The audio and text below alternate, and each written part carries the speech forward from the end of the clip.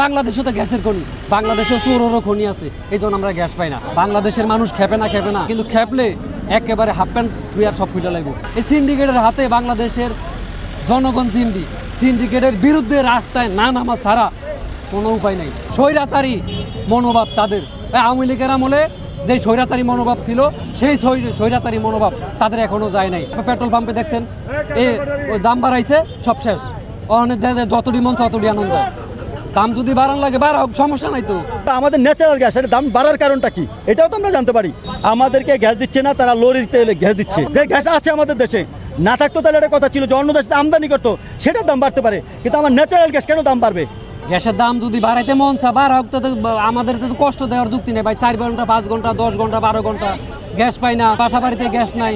এভাবে তো এই যে ড্রাইভাররা যে গ্যাস পায়, গ্যাসে তো জমা উঠাইতে পারে না, মালিকে জমা দিতে পারে না। আমি জমা দিয়ে তারপরে বাজার সদাই করবো, বাজার সদাই করতে পারি না। তো এইভাবে তো কষ্ট দেওয়ার যুক্তিকতা নাই। রাস্তা দেখি যাত্রী খারিয়া থাকে, গাড়ি পায় না। পেট্রোল পাম্পে দেখছেন ওই দাম বাড়াইছে, সব শেষ। অনেক যতটি মন ততটি আনন্দ যায়। দাম যদি বাড়ান লাগে বাড়াক, সমস্যা নাই তো। সরকার যদি বাড়ায় বাড়াক, সরকার যদি বাড়ায় তো দাম করে কিছু করার নাই। তো এখন সিন্ডিকেট কারা করতেছে, দুর্নীতি কারা করতেছে দুর্নীতি। আমরা তো এই যে রোদের ভিতরে এখানে এই যে আইসা মানববন্ধন করার, গাড়ি চালান তুইয়া মানববন্ধন করার তো কোনো যুক্তিকতা আসে না। কেন আসছে এই জন্য পাম্পে গ্যাস পাই না। সেদিনকার গেছি দিনের 11টা বাজে, আইসি রাত 2টা বাজে। এখন 2টা বাজে আমি বাসায় যাই তো আমার ডর করে। সেই ছিনতাইকারী, যে সন্ত্রাস, পকেটে তেনে মোবাইল টাকা পয়সা কেন কোপটোপ দেওয়া বইলো, কেন এত রাত বাইরে তো রিক্স। কেন গ্যাস পাবো না ভাই? বাংলাদেশে তো গ্যাসের খনি, বাংলাদেশেও চোরেরও খনি আছে, এই জন্য আমরা গ্যাস পাই না। আমার বলায় গ্যাসের খনি, কিন্তু বলার মানুষ গ্যাসও আনতে পারে, গ্যাস দিয়ে ভাতও আনতে পারে না, গাড়িও চালাতে পারে না। কেন? এই সিন্ডিকেটের কারণে। এই সিন্ডিকেটের হাতে বাংলাদেশের জনগণ জিম্বি। সিন্ডিকেটের বিরুদ্ধে রাস্তায় না নামা ছাড়া কোনো উপায় নেই। 100 সিএনজিতে যে গ্যাস লাগে, একটা লরিতে তার সাথে বেশি গ্যাস লাগে। তাহলে এই জন্যই তো মনে করেন যে এই গ্যাসের সংকটটা দেখা দেয়। বাংলাদেশের মানুষ আমি দেখেছি ভাই, আমি আন্দোলন সংগ্রামে ছিলাম। বাংলাদেশের মানুষ খেপে না। এই যে দেখছে না, খেপে না কিন্তু খেপলে একেবারে হাফ প্যান্ট ধুই আর সব খুলে লাগবে। এই যে দেখেন যে এখানে অল্প কয়জন আইছি, কিন্তু গ্যাস পাইবো না, খাওয়ান পাইবো না, তখন কিন্তু সবাই আয়া পড়বো, নামনে আয়া পড়বো। আমার কম লাগবো না, আমরা কইতেও চাই না, যার তাগিদে তেত্তি আইবো। আবার মালিকেরা করে কি, সিন্ডিকেট করে কিছু গাড়ির মালিক সবাই বল না, কি করে 600 টাকা জমা 700 টাকা করে। 100 টাকা কম দিলে জমা কম নাই, গাড়ি চালাইলে চালাও, না চালাইলে গাড়ি চাবি থুয়ে দাও। আরে ভাই এটা কোন কথা? বৃষ্টি হইলে যাত্রী কম হয়, আবার দেখা গেছে বন্ধ যায়, বন্ধের সময় যাত্রী পাওয়া যায় না, আবার গ্যাস পাওয়া যায় না। একটু আপদ বিপদ দেখতে হয় ড্রাইভারদের, মালিকেরা দেখে না। মালিকেরা খালি ওই জমা, আমার জমা কম নাই, নিলে নাও, না নিলে না নাও, নাহলে চাবি দিয়ে দাও। এটা কেমন কথা ভাই? স্বৈরাচারী মনোভাব তাদের, আওয়ামী লীগের আমলে যে স্বৈরাচারী মনোভাব ছিল সেই স্বৈরাচারী মনোভাব তাদের এখনো যায় নাই।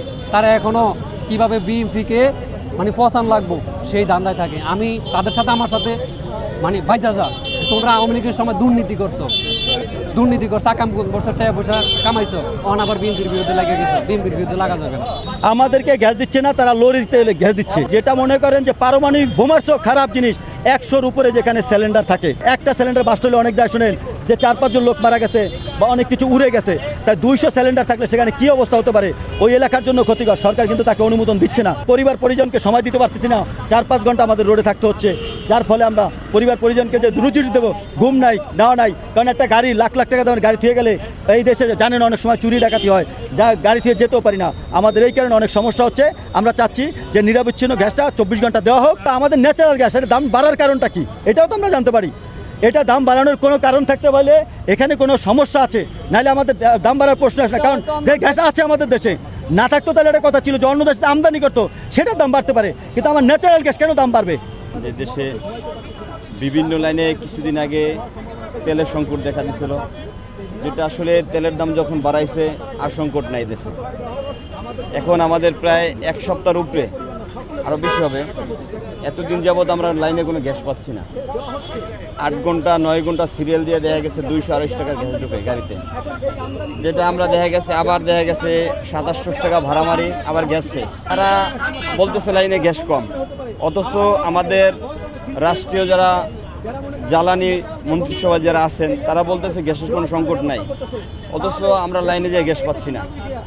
আবার আমরা প্র্যাকটিক্যাল যেটা দেখতেছি, পাম্পগুলোতে বড় বড় কাভার ব্যান্ড ঢুকে মিল ফ্যাক্টরির জন্য বড় বড় কাভার ব্যান্ডে, তারপর ঢাকার বাইরে যে কাভার ব্যান্ডগুলো নিয়ে আসে, এগুলা গ্যাস ভরে ভরে নিয়ে যাচ্ছে। অথচ আমরা ছোট গাড়িগুলায় গ্যাস পাচ্ছি না, যেগুলো আমরা যারা রাইড শেয়ারিং করি, বিভিন্ন রেন্টিকার সাথে জড়িত আছি, আমরা রাস্তায় গাড়ি চালাইতে পারতেছি। রাষ্ট্রের কাছে আমরা আবেদন জানাচ্ছি যে আমাদের অবিলম্বে এই সমস্যা সমাধান করতে হবে।